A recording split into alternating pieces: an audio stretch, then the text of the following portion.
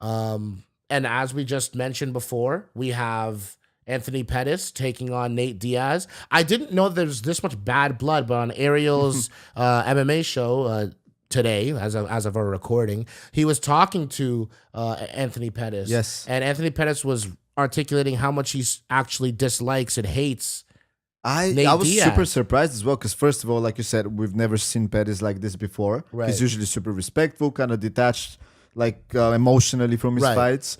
He's always respectful. He's just doing his own thing. Right. But yeah, man, I first time. I don't even know. Do you know anything about why the beef is there? I think they're like obviously back in the day they would cross paths and a little bit of talking this and talking that. I forget. Anthony Pettis said that there was a fight where an individual that Pettis had beaten, like he had lost, and then Nate Diaz was like, "Oh, Pettis this, Pettis that," and started talking about him a bit. And he's like, and Pettis' whole thing is like, "Why are you talking to the media about it? You can't come talk to me when you Yeah. see me outside of the media.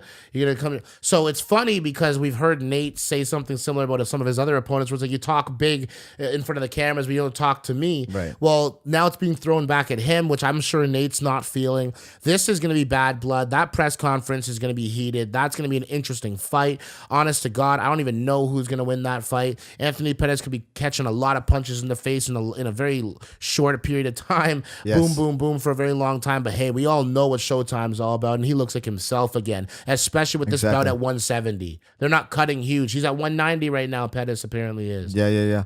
I mean, after his last fight, I can't say shit. He against Wonderboy.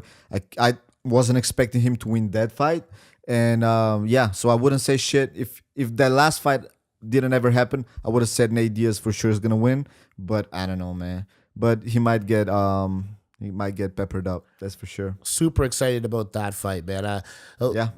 Then we got so much time to preview that one. But you know what? Another fight I'm really excited about. It's gonna be Donald Cerrone against Tony Ferguson, who's making his return to the ring after a long layoff, the same way Nate Diaz is. Right, that just got announced, eh? Because like of all the Conor controversy, who's gonna fight Conor? Is it gonna be Right. Cowboy? Is it gonna be Right. whatever? So, well, there you go. Conor isn't finding nobody for now Yep. because he's just being too hard to get, playing hard to get or something, whatever the case might be. But yeah, I'm excited. Ferguson Cowboy, what a fight it should be, eh? Amazing. That's going to be a barn burner, man. These are two of the most game fighters. First of all, Dad Cerrone is 4-0 since he's had his kid. So he's got something to fight that's bigger than himself. And I always say the biggest, most important thing for not just fighters, but any athlete or anybody in any walk of life, for that matter, if you want to experience success, you need to have a strong idea and holds fast to what your why is. His why is his kid now. So he's got a why that's outside of here. He's fighting for something that's bigger than just himself, and that often is the thing that turns people and changes their mindset. It happened for Russell Westbrook. It happens for people in all different kinds of walks of life. Now all of a sudden you're fighting for something that's bigger than yourself, and that is a very powerful motivator that no one can take away from you. Yeah. So No, I totally agree, man. It's although I don't know, did you hear he was saying after that he didn't really feel like fighting that night when he showed up in the locker room. He was Right. like, I didn't feel like hitting the pads. I just didn't feel like being there. right.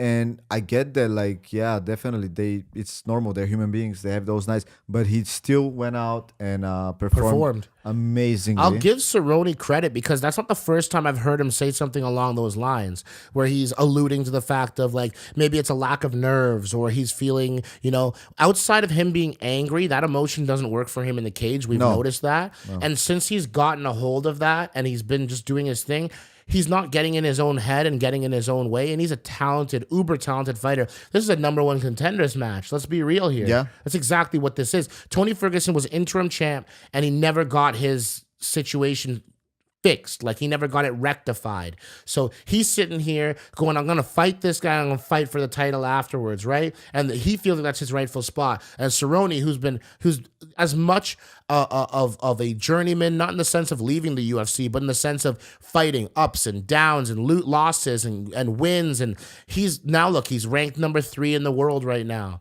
So this is a top 3 contender who's looking to make a difference for himself and his family against a guy who knows he's got all the talent in the world, but has been dealing with some mental health issues himself, in Tony Ferguson. Yeah. I hope those are cleared. I mean, that's kind of like ignorant for me to say. I hope those are cleared out. Right. That's I not like understand what something you're you can clear out in a day or two. But I just hope Ferguson's doing better. I'm a fan. I Right. think he's a great guy. He's different. He's weird, but in a good way or whatever. I definitely sympathize with the guy. And mental health is, it's terrible for anybody to go through. Mental health issues. And the only thing you can do with mental health is to try to struggle a little bit better the next day. That's it. Absolutely. Because at the end of the day, it doesn't just disappear. But at the same time, he must be in a good spot because he had that meeting with Dana, and he took a fight in 4 weeks' notice, fighting on June 8th in Chicago. I hope everything stays well until then. And from a mental perspective, hope they don't get injured either. Exactly. And looking forward to that fight for sure.